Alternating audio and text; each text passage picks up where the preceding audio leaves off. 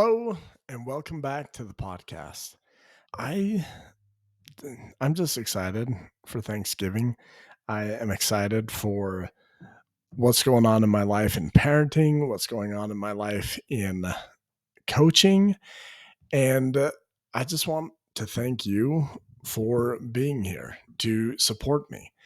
And today we're going to talk about a really good topic. We're going to talk about identity and how important that is to you as a parent. And I'm going to loop in an experience that I had recently with football, even though the football season is over.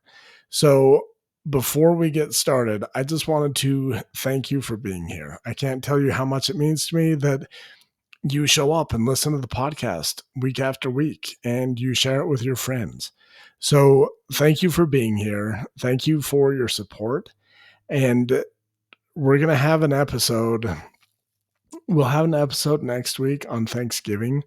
Courtney will possibly be on that episode, or she might not make it back until first part of December. Basically, we both have crazy schedules and we are navigating that, but she'll be back. She's not gone forever. It's just hard to always make our schedules line up. So, without any further ado, let's go ahead and let's dive in to this week's episode where we're talking about identity and also the power of review. So, as you know, I coach high school football, or maybe if this is your first episode, welcome to the podcast. I'm Ben Pugh. I do coach high school football, and I recently did my football review. I enjoy reviewing things and like things I've been a part of. What do I want to make sure that I do again? What would I do differently? What are some of the lessons that I learned here? And this past season was a very impactful season in my life. And this season, we hired a new varsity head coach. And those of us who were on staff last season, we had to interview with the new head coach to see if he wanted to keep us around. Now, luckily, I knew this person from previous coaching experience. I was his freshman football coach way back when he was a freshman. And so I had coached him before, which makes me feel old, but that's okay. Anyways, in this interview, I told him word for word, I want nothing to do with the freshmen. I don't like coaching freshmen. I would rather coach the older kids. I feel like I have more to bring to the table. And he's like, all right, thanks. I'll keep that in consideration. Now, when he came back to me, he's like, I actually want you to coach the freshmen. And I was like, what? I told you I don't want to coach a freshman. And he's like, no, you were my favorite coach when I was a freshman. We need to build our numbers, and I need you at the freshman level to love those kids, to help them love football. And that's where I need you. And at first, like, he's playing to my ego, tells me I was his favorite coach back then. I'm like, okay, yeah, I can be the freshman coach. But I wasn't excited about it. I was a little begrudging. I was like, gosh, I guess if that's the only place I can coach football, that's where I'll be. Well, we get into the season and we ended up with only 17 freshmen in the beginning. I think we ended with 19, maybe 20. But like, this is a group of kids. We should have had 30, 35 football players, and we only ended up with 17. And we just didn't have the numbers. Some of the kids who decided not to play were some of the best kids from the previous team. And so in our first game, we just got destroyed. It was ugly. We were playing, they were a smaller school, so they had some older kids playing too, but we just got destroyed. And there was a point where some of the other coaches and the athletic director were talking, and they're like, man, we might need to move your stud freshman up to the JV level so they don't get discouraged from losing every week and just sucking. And I remember being so frustrated with that first loss. I was upset that I had to be the freshman coach. And I remember talking to my wife, and I'm like, we don't have enough talent. We don't have good football players. We don't have enough good football players. We're going to suck all season long. Now, one of the things that I love about my wife is she is not afraid to use my own coaching stuff against me and to just tell me how it is. And there was a point where I'm like, man, I think we're going to be terrible. We don't have enough good players. And my wife didn't skip a beat. She's like, well, isn't it your job as a coach to turn average football players into great football players?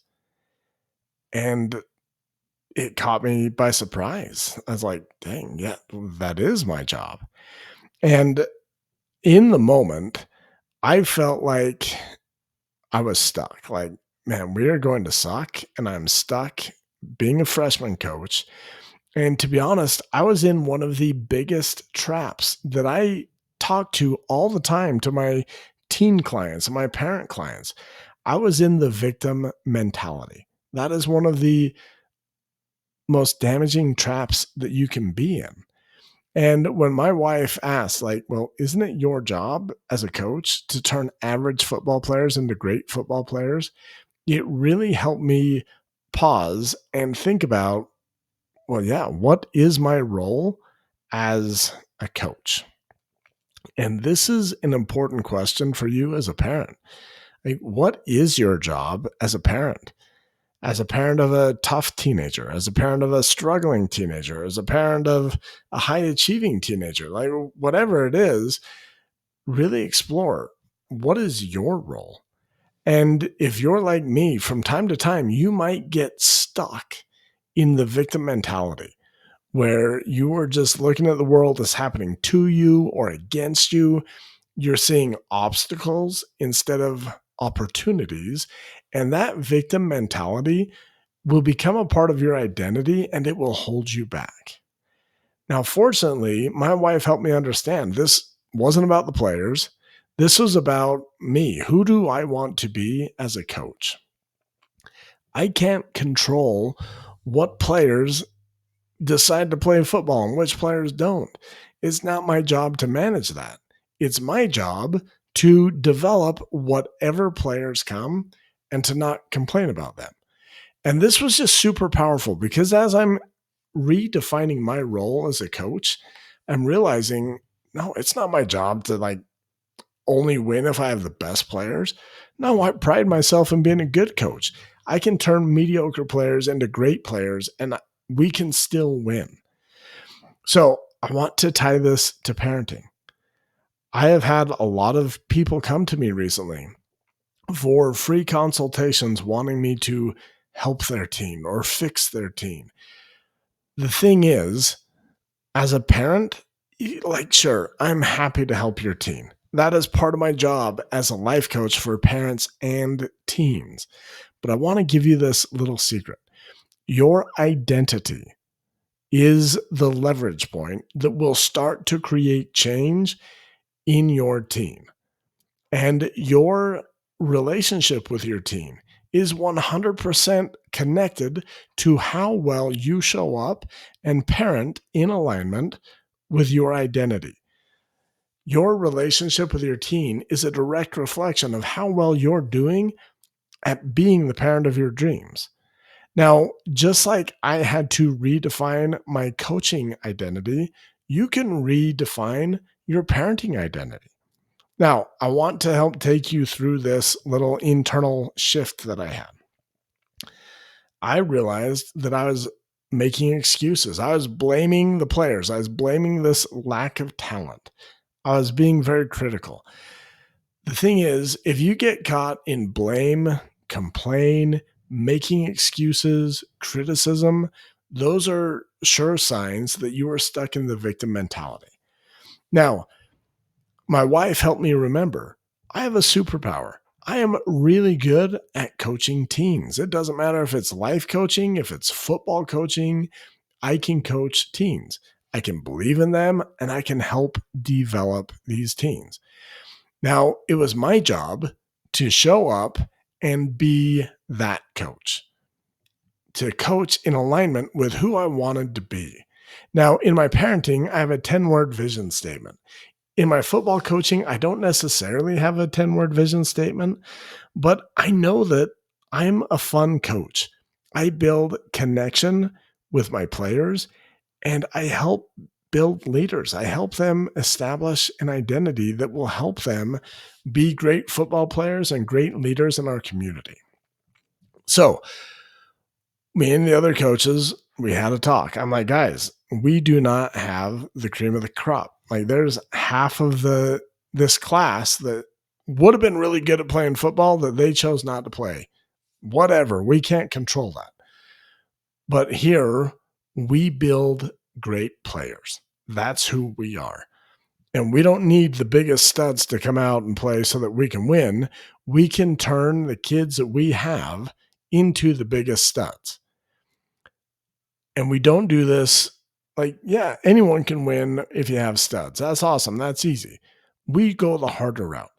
I complain all the time that our community, we pick our studs way too early.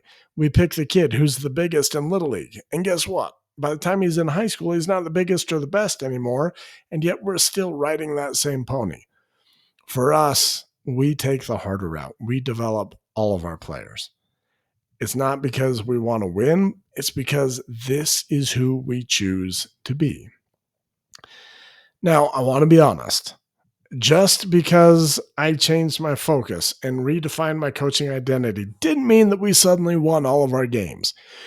We did go on a winning streak. We beat our rival quite handily. And all of a sudden, we had 2 or 3 kids that wanted to come join our team and they wanted to play because they saw that we were getting better. The more important thing is we competed. We were in every game.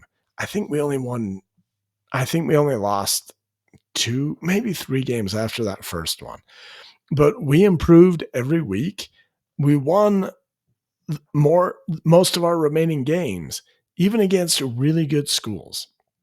And some of the best compliments that I've ever gotten in my coaching was when parents and other coaches who thought we were going to be terrible, they're like, man, I can't believe what you guys did with this team. I can't believe some of the teams that you were able to beat. I can't believe how well you guys played. We were able to turn around because we quit wallowing in the victim mentality. We redefined who it was that we wanted to be as coaches, and we invited our players to redefine who they want to be as players and to show up and practice and be that. Now, the winning record, that's not what's important here. That was awesome. I love winning. That was really cool.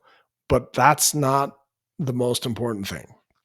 The most important thing, in my opinion, was the culture that we were able to build and the individual growth and changes that we were able to make individually as coaches and that we were able to see in our individual players. And the cool thing is, when you grow as an individual, people around you will start to grow. And this is the important part that sometimes parents don't understand.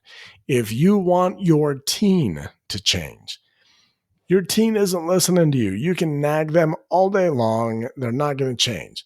But your teen is watching your every move. If you can be the change that you want to see, this will help to inspire change in your teen. So here's the lesson when it comes to parenting. Your job isn't to have a good team that gets the best grades and they are starting on whatever sport or instrument or band or whatever. Your job as a parent is to be the best parent you can be so that you can have a connection with your teen. It is this connection with your teen that will help you develop your teen, and it will help your teen trust you so that they can allow you to help them to develop. It's this identity that will help you lead through example rather than trying to lead through word alone, like from lecturing or arguing. Be the change you want to see. Lead with example. When you do this, you will have power and influence in your teen's life. You'll be able to believe in your teen even when they don't believe in themselves because you believe in you and you know, hey, I turned out okay. I'm doing the best I can do. You're doing the best you can do. You will also turn out okay. And if you can hold this vision and remind yourself, this is who I want to be, that way you can be consistent. You can show up in easy, top of the wheel parenting moments or hard, tough, bottom of the wheel parenting moments. And you can be the parent that you want to be. Just like I didn't get to choose my football roster, you don't really get to choose your teams. It's kind of your job to meet your teen where they are and make the best of that experience. Parents, you can't choose your teen's personality. You can't choose their emotional wiring. You can't choose their challenges, but you always have the power to choose who you want to be as their parent. So, part of the reason this is so powerful and so important to me is that I remember as a teenager accidentally lighting my school bus on fire with rubber cement. I remember getting in trouble and feeling like I was on the outside looking in at church, at school, in certain social settings. And I really felt like I wasn't good enough. And I know there were times where my parents wished that they had a son who made better decisions and was way smarter at school. And I know I had church leaders that wished I was a better influence on the other kids, whatever. The thing is, no one was willing to meet me where I was and make the best of that with me. And I kind of feel like that's what me and these coaches had to do. We had to really check in and realize we are not meeting our team where they are. We're sitting here wishing we got the other players to come out. We didn't. We can't control that. We're sitting here wishing that the players that we have are better. We weren't connecting with the players that we had. We're trying to connect with the players that we wish we had. And when we took the time to get out of the victim mentality, out of that trap, and be the coaches that we knew we could be, that's when things started turning around. So for you as a parent, are you stuck in the victim mentality? That is a powerful trap. It's hard to get out of. Are you stuck in the lost and confused parent trap? If you feel like you don't know what to do as a parent, that's the trap you're stuck in. I'm lost, I'm confused, I don't know what to do. Are you stuck in the controlling parent trap? This is where you think your teen's a problem and you got to fix them. Or are you stuck in the doormat parent trap where you hate conflict and you avoid conflict and you just let your teen walk all over you? The goal is for you to get out of whatever trap you are currently stuck in by taking the time to redefine your role as a parent. This will get you out of the victim trap, which isn't one of my official parenting traps, but it is a huge trap that it's a part of all three of the other traps. So I want to invite you to take action. This is a difference in the people that just listen to this podcast and they feel good and a little hopeful that they can be better parents versus the parents that take action. They feel inspired and they truly turn things around in their family. I want you to decide who you want to be as a parent, especially when your teen is struggling. And then I want you to practice being that version of yourself. I've given you tools in past podcasts. I don't know if you know this, but my podcast is searchable. You can go to benpughcoaching.com/podcast and you can type in, there's a little magnifying glass that will let you search my whole entire podcast. And you can search 10-word vision statement. That's one of the biggest tools that I give you. You can search identity and hear multiple different podcasts where I just focus on identity. And then you can go to work on being the best version of you. You don't have to be perfect. You don't have to be like movie quality, like, dang, they're going to make a movie of me someday. No, just be the best that you can. And just like football, You get consistent reps, consistent practice, and you get better. Take the time, redefine who you want to be, and then take the time to practice being you. All right. I just want to reemphasize you are the catalyst for change. You're more powerful than you realize. And your team doesn't need a perfect parent. They just need you doing the best that you can. And they need a parent who is willing to lead by example, who's willing to love them and connect with them as they are, where they are, and believe that everything is going to be okay, because I promise it is. You've got this. Your team's got this. They're worth connecting with. They want to connect with you. Except for they don't want to connect with you. They want you to come and connect with them, and that's okay. And I promise you are the right parent. Now, we'll have a podcast next week on Thanksgiving. I'm not sure what we'll talk about. Maybe Courtney will be here. I'm not sure. But I do want to invite you. Take the time to really redefine who you are as a parent. If you go so far as to create your own 10-word vision statement, we've talked about this before. My 10-word vision statement is parenting with love, confidence, and curiosity is easy and fun. If you create your own 10-word vision statement, take a minute and on the podcast, go to the fan mail button and send me some fan mail. Send me what your 10-word vision statement is. I love when I get to see what people are doing in their own parenting lives. Yeah, in the podcast, at least in iTunes, there's a little purple spot that says send Ben a text. Shoot me your 10-word vision statement. And if I get enough and if we have time, I will share some of those on the podcast. That way, as you think about yours, you can hear what other people have done and you can be like, oh, yeah, I want to add that to mine. Okay, with that, I will let you go. Have a good week leading up to Thanksgiving, and I'll see you soon.